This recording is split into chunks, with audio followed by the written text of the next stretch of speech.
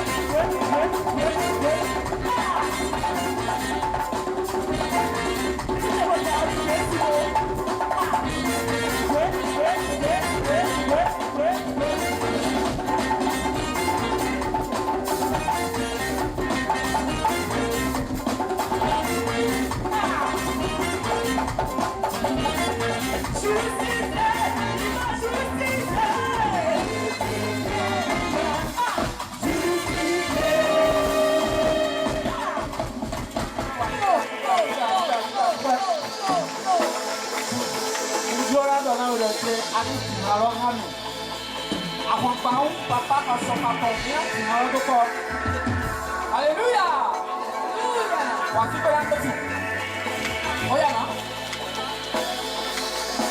Let's go.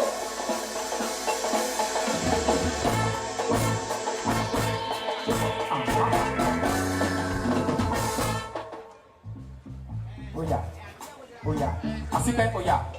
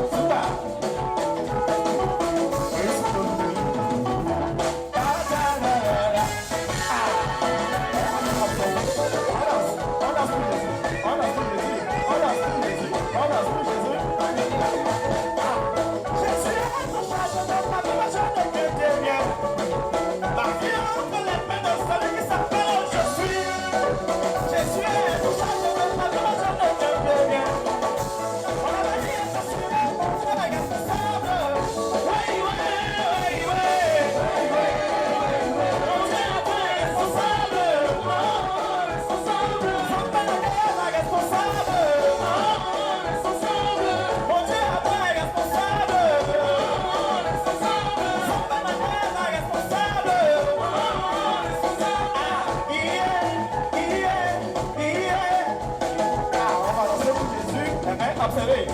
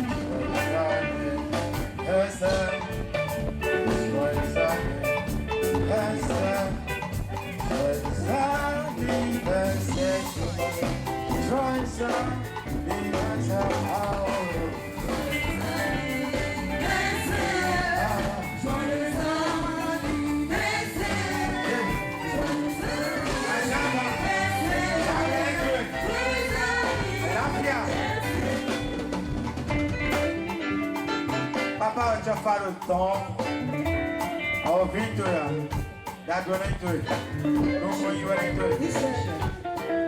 Quatro de branco eu comprei lá. Ficou assim, bom no dado. Olha aí, eu não bato. Assim, me deram o bonear, por não fazer tão bem bom. A minha coisa assim, samba. Merci beaucoup. Nous n'avons ni bien la puissance. Et maintenant, on a mon bras.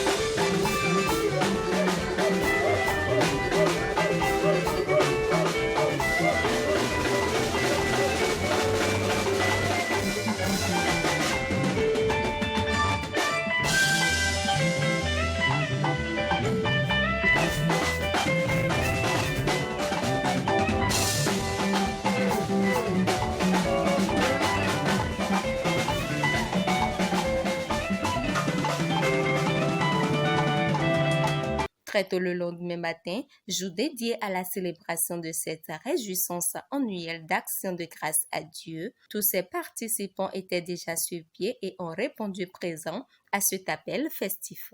Suivons les moments forts de cette célébration extrait.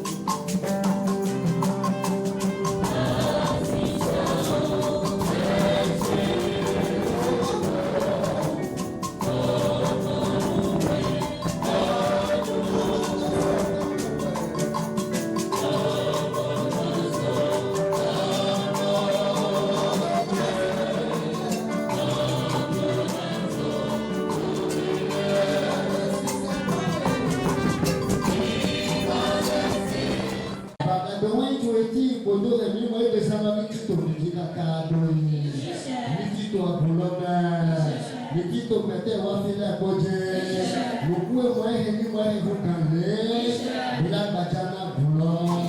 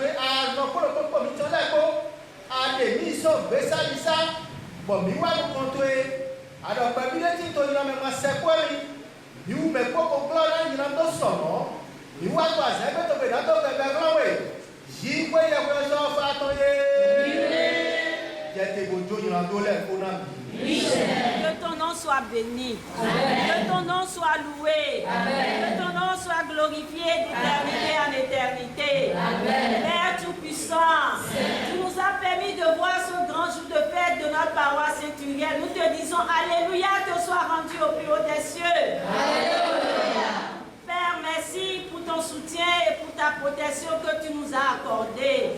À travers la célébration de la fête de ce matin, accorde l'habituel aréos à notre église.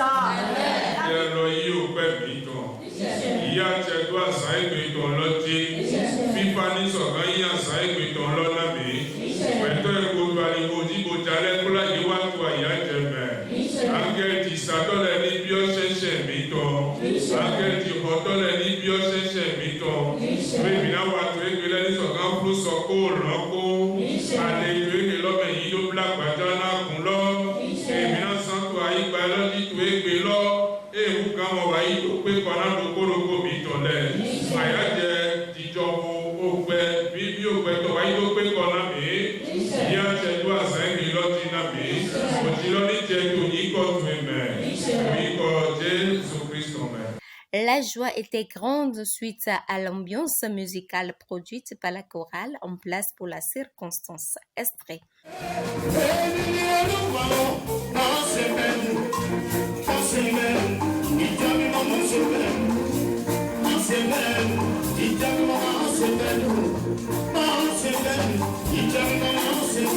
Thank you.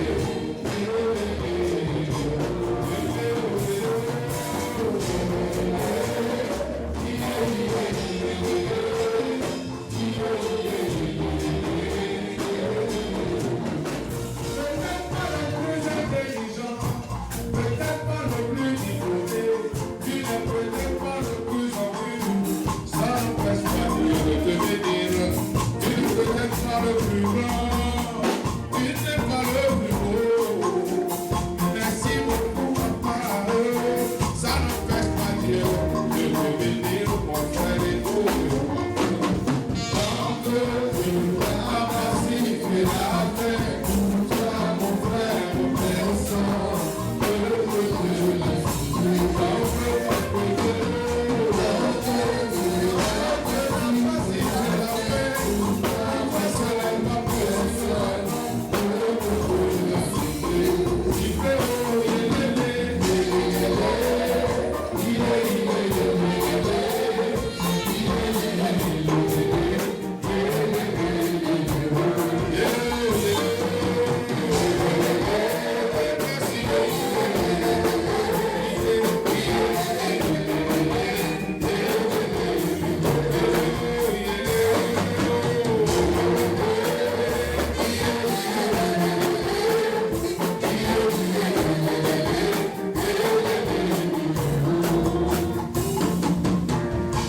Cette animation musicale et joie produite par ces chorales en place n'ont pas empêché ces âmes présentes et en émotion de se faire également nourrir par la parole de Dieu, parole de vie. Et cette nourriture cuisinée est distribuée aux âmes de tous ceux qui y étaient présents par l'envoyé spécial du chef mondial de l'Église du christianisme céleste. Suivons un extrait du contenu du prêche du président de la sous-région B, le vénérable suprême évangéliste Ubad Athanase Adéton.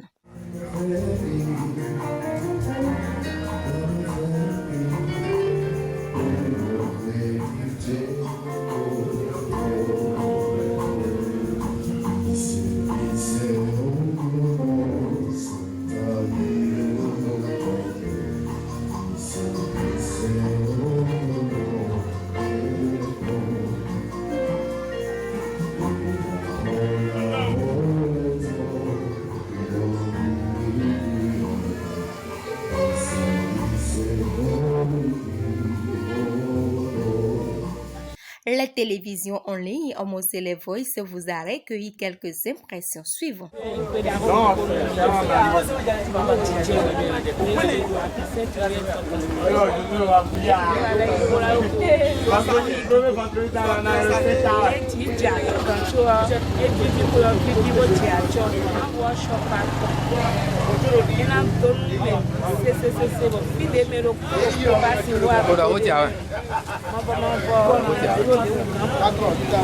Mais tu prends l'inambo, tu prends l'inambo, ma va faire des engrais no kula melena chemko ma kula yiwa. Bo diona chemi me. Oh, c'est ça, il dit bon. Alina ko ko meza. Oh, dielo me. Dagbena tini.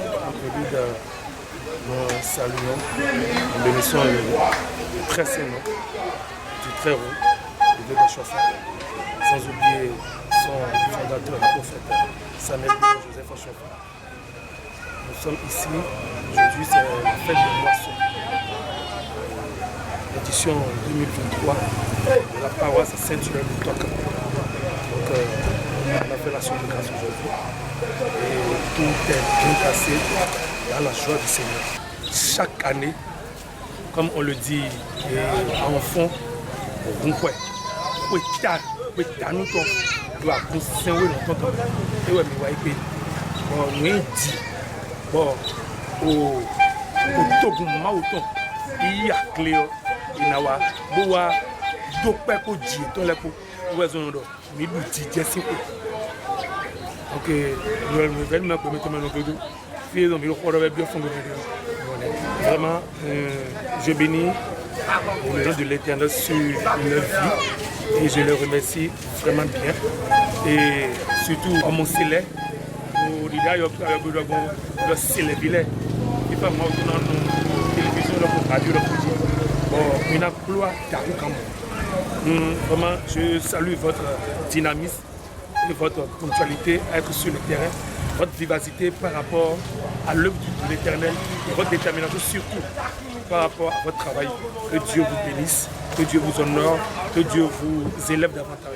C'est notre fête de cette année, c'est une fête annuelle, une des exigences que Dieu fait tous les chrétiens de notre Église et à tous les chrétiens d'ailleurs.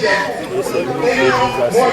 Dans le livre de Deutéronome, chapitre 16, verset 16, il est dit que nul ne paraîtra devant l'Éternel, mais le verset 17 ajoute que chacun agira selon la manière dont le Seigneur est béni. Donc c'est à cette tradition que nous avons. Je prie l'Éternel Dieu de ramener sains et saufs tous nos invités chez eux, tous les paroissiens, parce que c'est d'abord nous qui fêtons, avant d'inviter le monde entier à se joindre à nous pour fêter. Je prie l'Éternel de bénir tout le monde, de veiller sur chacun, tous ceux qui ont participé. Je prie l'Éternel de faire quelque chose en sorte que les gens sachent et on soit obligé de reconnaître qu'en venant à cette fête à Saint-Hilaire-Toquan, Dieu les a manifestés et que rien de ce qu'ils ont fait n'a été fait. Et ceux qui n'ont pas encore compris l'importance de participer à ce genre de fête, je précise que c'est suivant la manière dont l'Éternel vous a béni. Les gens peuvent donner 1 million, 1 milliard, 200, vous pouvez donner 1000 francs, 100 francs. Ce n'est pas la compétition, c'est une reconnaissance envers Dieu. Donc ceux qui n'ont pas encore compris que c'est une bonne chose, nous agissons pour Dieu, pour les hommes. Et Dieu, il dit dans la parole qu'il ne doit rien à personne, sinon qu'il le paye. Il a dit dans le livre de Romains, chapitre 4, verset 4, que celui qui fait une œuvre, le salaire est pris comme une grâce à Dieu. En réalité, Dieu ne veut rien chez nous. Il nous donne l'occasion de nous manifester cette reconnaissance. Pour que nous bénissons encore. 2 Corinthiens 9 l'a dit que vous serez encore plus bénis pour continuer à faire de bonnes œuvres. Donc, j'espère que l'année prochaine est déjà sur d'autres paroisses avant de venir dans un an, les gens de jamais vont se porter vers cette fête-là pour manifester à l'Éternel. Oui, Egbe, 26 novembre 2023, et nous pouvons pas à tout le temps. To penny mau, it went for me. Go through. You know, I do quick on how we do it. Better does all that be for you. And the car bag, and anything we can have back, and you're putting you don't pay any hour, do that, be one, you do for your man. It one year, Villa, that then you estate that. But we do money, because the carbon, you do poor, like 51 to a and I have never been up for who really got to pay me, but I'll be up with you. You're not for our you don't pay any money. Did that be one story? Did you voyage de moisson, la fête des moissons? Dieu à tout moment, il y a du coup. Oui, nous devons nous donner. Oui, nous devons nous donner. Donc, nous devons faire quick, ni dele me do ça fait 1 an que bloc pour péter à wa noir dehors en aïa des chrétiens où va bien non pour les chrétiens et canada il y a où nous ouais c'est la fête des moissons du coup mia on a ben on a vu pas vraiment pour des bon finalement de bédotori pour des do dit ben il voit de femme dans la tête pour faire pour avoir pour donner pour mais wa et ouais noir doit il y a non ouais de Jésus n'est pas fini bouger quand on a et des fois d'autant et là j'ai ouais de wa il est pour daga mi mais wa pibolo mais bolo j'ai dans les yeux de quoi à d'autres où mi blo bolo ni ko ba na ma na ko do a ko ni to ti e na ko de do ko mi to di tagba mi je bo wa do ti de na ido so le ti da gbe o en to do gbe me o ni ye na mo pere